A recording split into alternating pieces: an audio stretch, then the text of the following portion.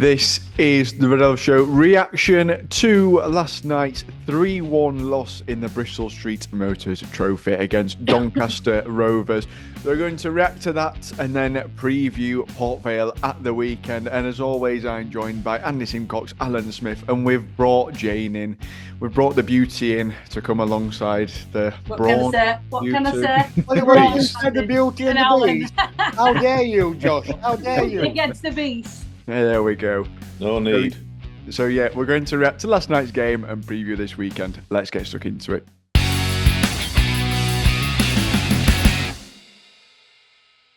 So, Andy, possibly the most pointless game I think we've ever had in our history. We're already out of the Bristol Street Motors Trophy.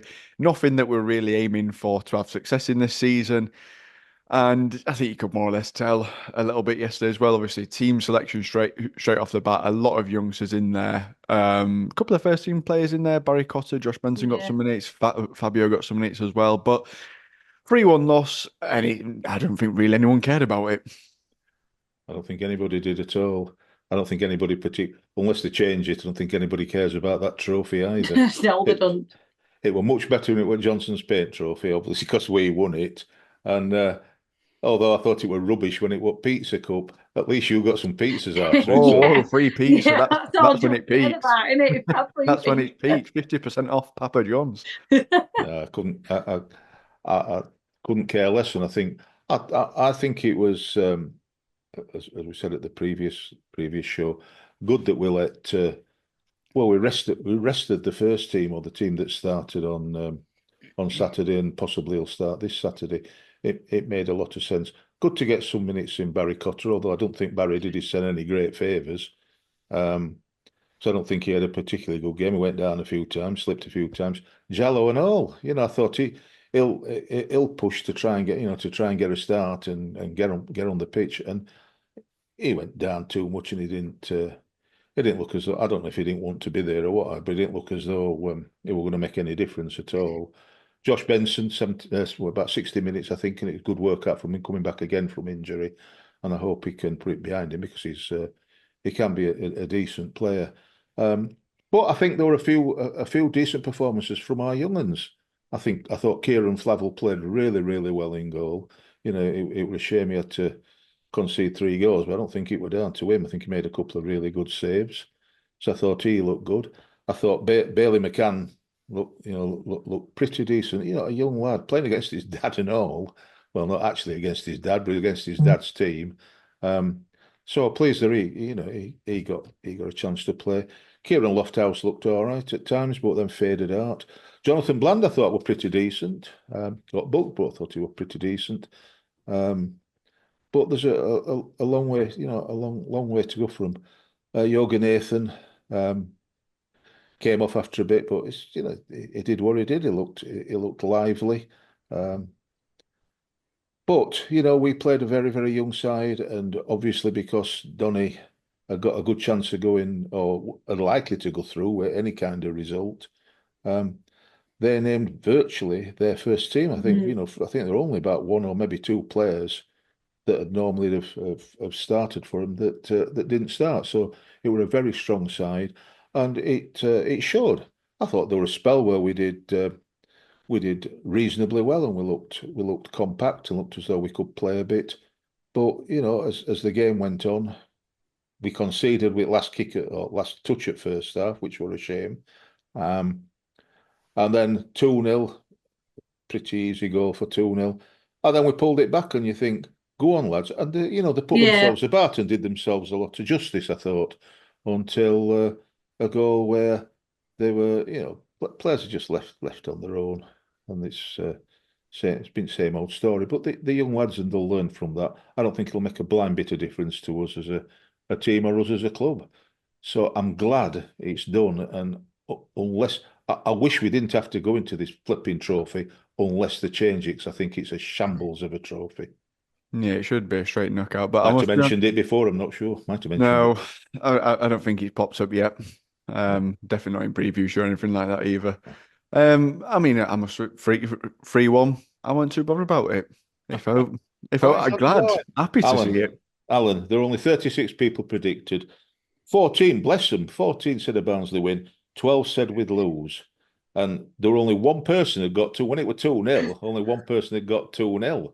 And then, of course, we pulled it back. So then there were two people that got 2-1. And then, of course, they scored a latish third.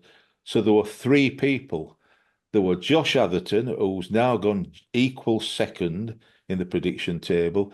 Chris Mann got 3-1, and he went to the top of the prediction table. And creeping up, Mark the Red. He got it. So congratulations to those three soothsayers. They are Nostradamus for last night. I hope it doesn't stick in your craw that you got somewhat after an awful evening for the club. Congratulations. No, I meant to say, I didn't mean that. I meant congratulations. Yeah, That's what I meant to so. say. That's Yeah. that's what I meant. Congratulations. That's what I heard. That's what I heard when you said it. I know. That's what I heard. Don't worry, that's what I heard. Big shout out to Chris Mann as well, because he has helped me many a time on a Sunday morning, putting the goals on Twitter. Good lad. Really helped me out. Really helped me out sometimes. Good lad.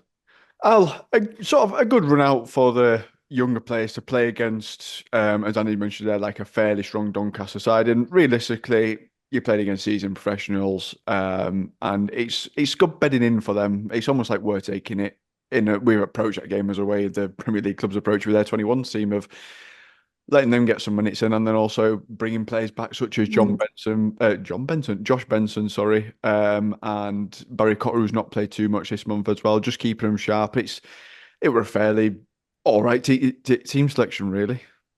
It was. I like your introduction. It was a pointless game. It was a pointless tournament for Reds. We didn't get a point in any of his games. I'll see where you went there, Josh. You've been waiting all evening for that. I am waiting for that one. It was great to see Kieran Flavel get his first professional debut. Yeah. I've always seen Kieran in under 21s, and I've rated lad. And he made a couple of good saves in first half before they equalised. 1-on-1, he saved it, and then he had a good save online. I don't think he could have done much with goals what he conceded. He's 21 years old, and I think he's only a few months older than as number one keeper, Selena on loan. So there's not much difference.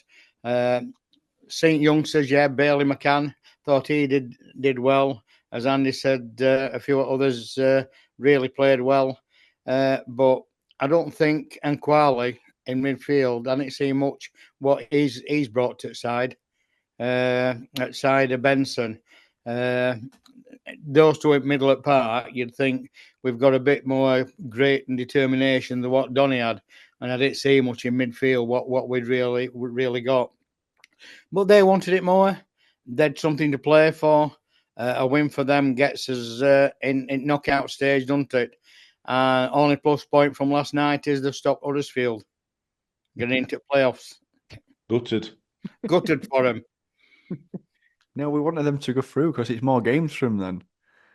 No, I want 221 teams to be playing at Wembley. Yeah. No, we're not. Yeah. 200 and show what a ridiculous competition it is. I agree. Speaking of sort of the competition, Jay, where do you sit in it? Because Andy and Al gave their opinions last week. Because it is very like it. We won it when it was in its heyday. Straight out, we peaked, knockout. didn't we? We peaked. We did. That's when everyone took it seriously when we won. We peaked. We've had some that were a brilliant memory for us.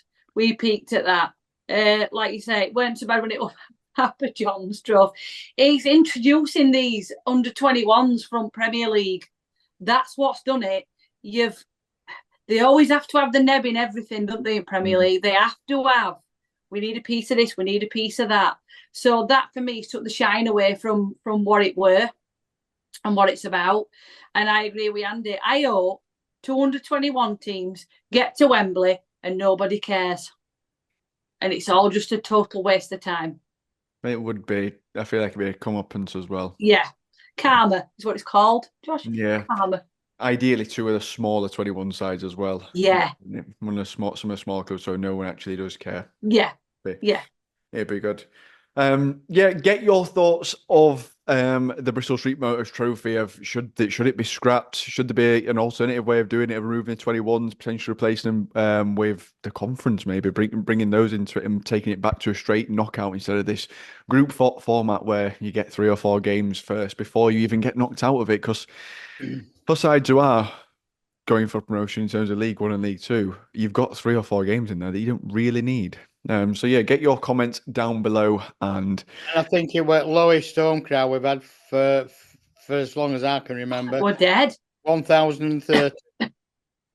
when the 700 Donny supporters as well, so I think there were 1,700-ish in total.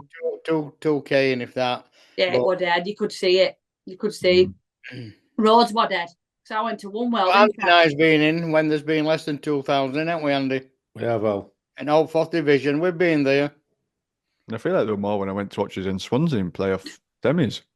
That's when COVID was on. You had to sit 76. Yeah, I got tickets for that. I feel like there were more people there then. Right, moving on then to this weekend when we face Port Vale in our first game in the FA Cup. Andy, you've already done the away end. I'll get the plug in for you. I'll do it. Saves For you time. this week, yeah. You've just done the away end. Is there any little spoilers you can give us? Without giving too much away, because I don't want to ruin the away end for everybody.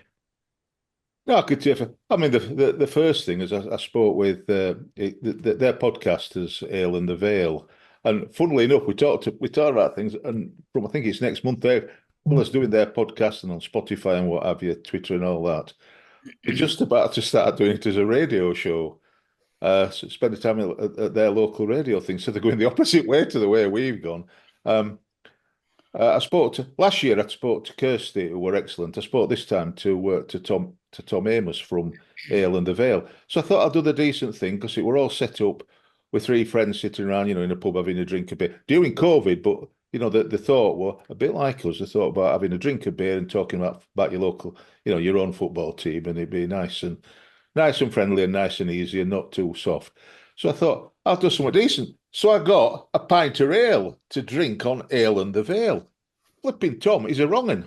Flipping Tom Amos, he drinking a cup of tea. And I said, What's wrong with that? What's wrong with that? I would normally drink tea, Wrong with that? but I made the effort for Ale and the Vale. It's in the flipping name. But if you don't Ale want to and drink, the Vale. right? And he's drinking flipping tea. Me and Al are drinking. Cheers, Al. Me and Al are drinking ale. You like them old blokes off at Muppets, your two. And then they sit in balcony. It's been said. That's your two. No, it is. It is. It's been mentioned. But you know what they're called? I No. forgot. Andy and Al. And yeah, Andy and Al. Statler and Waldorf. Yeah, that's Not you sure two. not sure which is which. Well, But you can figure it out. one of them. Get it down in the comments below. Which one do you think's which? Yeah. No need. Whoever gets most guesses, that's their new nickname. I'll see if I can do a poll and put it down below. Yeah, get a poll on because they are. Go on, Andy, you're saying. There's other places we could be, Al, Before we we could really- That's who Al is. I think that's Waldorf, I think. I'm not sure actually now you mentioned it. Yeah. I'll find mine out. I've got mine somewhere. So maybe we'll do a show with him, Al, and do it right. Do it. Right, Al. Might talk more sense. Al, take your All mask right, off, Josh, Al. calm down, lad. Maybe not. Take that mask off, Al, now. Isn't it Andy? Killed it, Al. Take it off now. Andy, they were Andy, weren't they? Andy. They were. Josh needs to see which one we've got for him. Anyway, Kermit the Frog is. We got a Kermit for Joe, but anyway. So yes, I talked to. I've got one for Jane. Oh, I knew that would come in. Oh, I knew it. I knew it. Maybe we should just. This is what we call the Muppet Show, and just start. Who's animal? Tom. Webster. It's animal. He's animal. It goes round. Well, what I think I will. What I will say. One thing he did say. Yeah, that's Joe. One thing I did say is that they've raised a lot of money by doing through Ale and the Vale doing I think it's once a month. I'm frightened to say it because he'll see it. To do a quiz, and they've raised 20 grand for charity for local charities Fantastic. by doing Ale and the Vale what's it? So I said, oh God, now you've said it. That means Webster's going to be on it like a rash. I did say that at the Christmas end of season, no end of season thing. He did a. I hope it's better than one he did then if he does one. Hardest quiz I've ever seen, by the I've way. never seen He sent anything me that like before. that. I've never seen Hardest quiz anything I've ever like. seen. But you know, Is it so like Blockbusters? Is it like he'll be on. He'll be on it like a car bonnet, Tim. He'll be all over it. No one Right. telling them. We'll see if he's watch his show. yeah. He told me a few things, like they've only lost 2 games this season. Got hammered very early on at I think it was 4-0 at Barrow. Then lost at the end of August, 3-2 at home to Donny, and have won 8 and drawn 2 since then. So the top of the league and doing really well. They've got players we know, Connor Ripley in their goal that we remember from. Well, I remember from Borough, but from Morecambe as well, and one that Jaden Stockley that we used to always say. And George Bias, I've got to say, is injured. Because he's got I think, a hairline fracture. Lad will go down at penalty area if nobody's anywhere near him. Ethan Chislett, number 10, he said, watch for him. When I got him on to ask the question, who's your tumble down, Ted? He said, I don't need to think about that. Chislett, he'll go down if nobody's near him.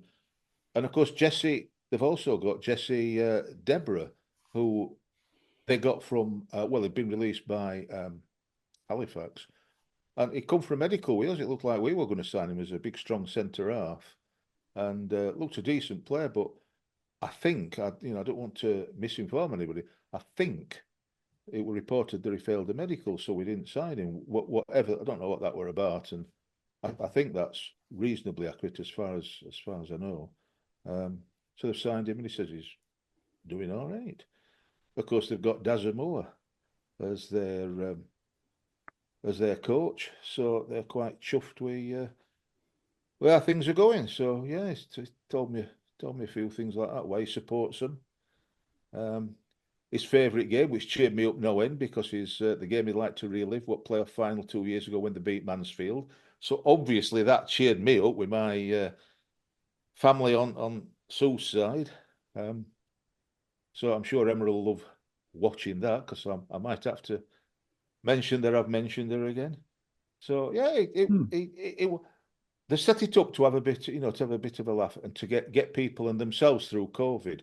So in many respects, it were like us. So I had an natter about how we all helped each other and helped other people, and they helped, people who watch this show as it grew or as it's growing throughout COVID. How we all helped each other to keep, frankly, in Alan's case anyway, to keep sane. And they had very much a similar rise. So it was really nice to talk to somebody. I mentioned Stoke City. I don't think that went down well. Probably not. If that's a guess. She might imagine. He said that they didn't want us in Cup. They'd have preferred a non-league club. I mentioned that I think we'd have preferred Horsham or more away, to be honest, because of the relationship that we garnered with them. But yes, after this season's kit. Yeah, need this season's kit. Yeah, Yeah. You're after. It was nice because I really enjoyed last season talking to Kirsty from that, and I didn't think we'd have a chance again with them being relegated.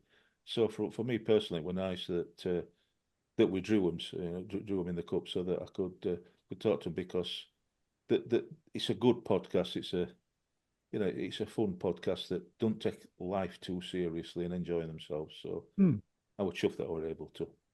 Yeah, be worth watching when it comes out tomorrow. Yeah, we'll see. Worth watching. We'll see. We'll see your internet speed. It could be Saturday morning by the time it's come out. We'll see. We'll see. Let's not be too hopeful. Hold on. If you're not careful, we'll get a race on. As soon as we finish this, I'll start getting it going, and we'll see who gets it on first. No, we won't, because you'll win. I His speed's a lot better than mine. A lot better than mine, Shane. Many ways his speed's better than mine. Al, sorry, Al. I think I've had some of that. What's in your glass there, Al? FA Cup, a little bit. It's one of those where it's a little bit more prestigious than the Bristol Street Motors, and obviously, if you get through the rounds, you draw sort of bigger sides, as we have done earlier this season already with Man United. There's a chance of getting a little bit more budget as well, because I know a lot of clubs sort of rely on these to get through these first 2 rounds, then get into round 3 and sort of have that big tie. And it can almost make and break a season in terms of transfer window, and also each round you get through, you get tournament money as well from it as well. So it's almost, as much as it's not an exciting fixture, it's maybe a little bit of an important fixture from sort of the back function of the club. It is. I don't think we've won at Vale Park since 2014. So it's not a round where we go and actually do well. I mean, I know we beat them last season, first game of season 7-0, didn't we? At Oakwell. But it's not going to be easy. They're flying at top of League Two. We're playing better away from home. So all in all, it's got the makings of a good game. But it's not a place we go to, and I don't think put on a performance. So hopefully Saturday we can put to bed that 2014, drought. And move forward. As I said, it depends how he's going to start, what he's going to play. Is he going to mix it up? I don't know. I would go with the same side what we played at Shrewsbury. But then Phillips might be back. I don't know. So we'll have to wait and see what he says in his press conference and how he starts. Could he put Smith in goal? Because we got Smith back from Grimsby. Good. He could well do. Possibility. It's going to be an interesting one, Jane, in terms of sort of team selection, because it's almost not like it's a game off and you can't really take these games lightly, because as Andy and Ella both mentioned so far, Port Vale top at league, not lost in 10, won 8, drawn 2. Yeah. It's not going to be an easy game as such. Not at all. At the same time, they are a league below us. There's probably 20, 18 places between us. Yeah. Mid. So it is going to be a little bit of an opportunity to potentially rest some players and also get some other players minutes in as well. Yeah, possibly. But I'm a bit of it. We can't take it too lightly though, Josh. We can't just assume because they're 18 places beneath us that it's going to be an easy game either. I think he has to mix the squad up right. I think he has to find a nice balance in getting some of them first team players out to get some legs on, to get some quality in the side, but also giving some of the young ones a run out a bit like he did, but not probably quite as bad as last night. But if Vale seem to be on a good run, so their confidence is going to be there. That's the difference. We've just come off back of a loss. So you could say we're pretty equal, maybe. I don't know. I know what Barnsley's like, and we don't perform well against lower teams. We don't. We just don't. We seem to. We just seem to. You think, oh, that'll be an easy win, that, and then we go and lose. That'll be a tough win, and then we just go and smash it because that's just what Barnsley do. So I wouldn't be too complacent, is what I'm trying to say. If I were them, I wouldn't be. No, definitely. When you sort of look back to last year as well, the FA Cup against Horsham, what were we 3-1 up, and then got pegged back to 3-3. Yeah. It's what we do. It's who we are. Yeah, we're our identity. Exactly. We're going to do it the hardest way. Do you reckon? Because Andy, in terms of sort of team selection, obviously the first team didn't play last night relatively at all. And no. Larry Cotter, who's maybe part of that 18, as such, and Josh Benson. But the Rotherham game in a week's time is only then going to be 6 days away, which obviously is a day less in terms of rest and things. So, and obviously with Port Vale being a league below, do you reckon there might be a couple of players who have played a lot so far this season, such as Luke O'Connell, for example, who might get rested this weekend with sort of an eye on Rotherham the week after? My view is very simple. It's like Alan. Don't pranny about with it. Just play the same side they were last week. The only player that I might, if he's fit, to be Adam Phillips. But I think maybe give Adam, if he's fit enough, a small cameo role to get him back up to it in preparation for the Rotherham game. You see, the FA Cup means something to me and Alan. It does. Apart from the financial bit of, if you can progress through the rounds, like you said, like we played Man United in the EFL Cup, not the EFL Trophy. Well, we played them at EFL Trophy and all. It generates some money, but it's the magic, isn't it, Al? It's the magic of the FA Cup. That's what we want to see, the magic of the FA Cup. I don't think, unless you tell me different, I don't think there's replays in this round, which I find bizarre. Strange. Yeah. Bizarre when we can play 3 rubbish games in a rubbish trophy. But it's all different, isn't we? So I think if we're going to go for it, if it's going to be a one-off game and then to extra time and penalties, then let's just go for it and play our best team and see how we See where it leads us. Yeah, and, I and agree. don't disrespect them. Let's just go for it. It's a week. Let's just go for it. It's not like we got a game 2 days or 3 days later. Let's just go for it and show them what we're made of. And not get knocked out playing an ineligible player. Well, Oh, That'd be yeah. ideal. What Aidan won it. Let's go one step further than last Yeah. season. Let's go one Oh, step it was further. Aidan won it last year. I was going to say let's do them 7-0. That's what I was going to say. Not bring it down to getting kicked out. Let's go for a 7-0. Because that came up on the away end. Can't remember who brought it up, but it came up. I can imagine it's Tom that brought it up. It would have been, yeah, it would have been me. Would make sense. Maybe we just didn't fancy Sutton away last season. That's why. When you were coming, we didn't fancy Sutton. Yeah, obviously. Yeah, that's what I'm for. Andy, prediction. What do you reckon? Well, I think it might be worth waiting because I predicted on the away end, so it might be worth waiting and watching for that. But what I will say is there'll not be any surprises. No, so you've not done what you normally do of appease the away end person you would say, oh, we might lose or draw, and then on this show go, yeah, we'll win. Yeah. Tom went for a reverse Andy special, but what does he know? It's just it's just bias. Bias can't be doing with that. You got to be honest, aren't you? Yeah. So it'll be there in all its glory, but you'll not be surprised. Al. Oh, we've not won there since 2014. You've never mentioned it. Can we do an Andy special?